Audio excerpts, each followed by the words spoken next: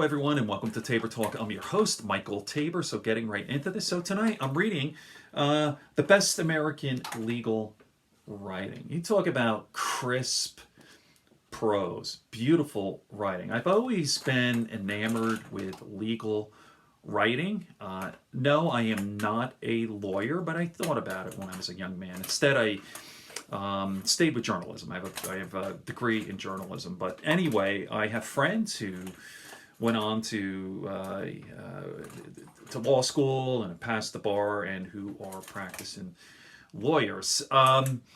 So I've always been fascinated with legal writing. And in fact, my roommate, back when I was a young man in my early 20s, had just finished law school, passed the bar, and he was a practicing law. He was a public defender, not making a whole hell of a lot of money. That's why he was living. There were a couple of other guys too. He lived in a house, so they don't make a lot of money right out, but he got a lot of experience, some really interesting stories. And I remember reading the Black's Law Dictionary. Every lawyer has that big fat book, right? And I just loved the language. And I remember I was spending, like, every night I'd spend an hour or two just reading a dictionary. And I said to my roommate, I go, "Hey, Thomas, you know what? I bet you I could pass the bar. You know, like, if I read this whole big fat dictionary, don't you think I could pass the bar?" And he said, "No fucking way, dude." And he was kind of insulted and pissed. And he's like, "Stay in your lane. You didn't go to law school." But anyway, that's not the point of the video I'm doing right now. I'm going to say something that perhaps is controversial. I'm sure that a lot of people will disagree with me, but election coming up 2020, we see all the candidates, Democratic candidates, and obviously we see Trump. Now, let me ask you this, or let me pose this. How many of these candidates are, one, lawyers? Now, we know there are a lot, right? Kamala Harris, many of the candidates are. I think, is Andrew Yang an attorney? I don't know.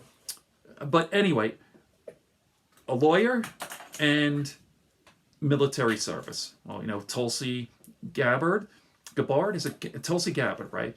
I was criticized for pronouncing her name Gabbard. It's Gabbard, Tulsi Gabbard, right? Okay, she has military service.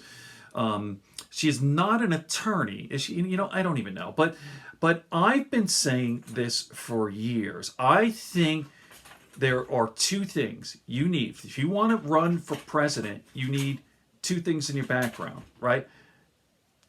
A law degree and military service. Law degree, military service. Why do I say that, right? Well, the United States of America, a nation of laws, right? So you're the ultimate, right? You're the commander, the executive branch, right? So you're not making laws, but you're running the damn thing. The nation of laws.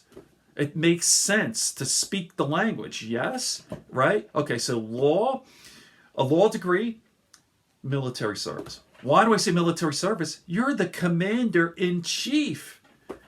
All branches of the military report to you. Like, it seems preposterous that you have no military service and yet you're their boss. Like, try to imagine a police chief who's never been a police officer, or chief of the fire department who's never been a fireman. I mean, it just seems so preposterous. Now, having said that, that would eliminate a lot of people. Like, I'm a huge Barack Obama fan, loved him. Yes, Barack Obama had one of the two. He was a lawyer but didn't serve.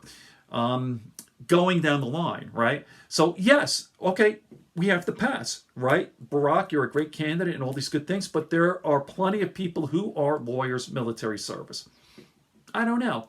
Take a look at the idiot in the White House now, right? Obviously not a lawyer, speaks at third grade level, and no military service. But yeah, he's a big hard guy about dropping bombs on countries and endangering our military as well as other civilians, all this and that.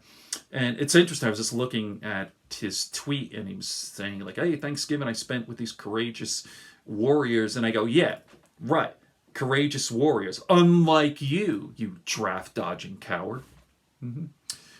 Okay, so what do you think?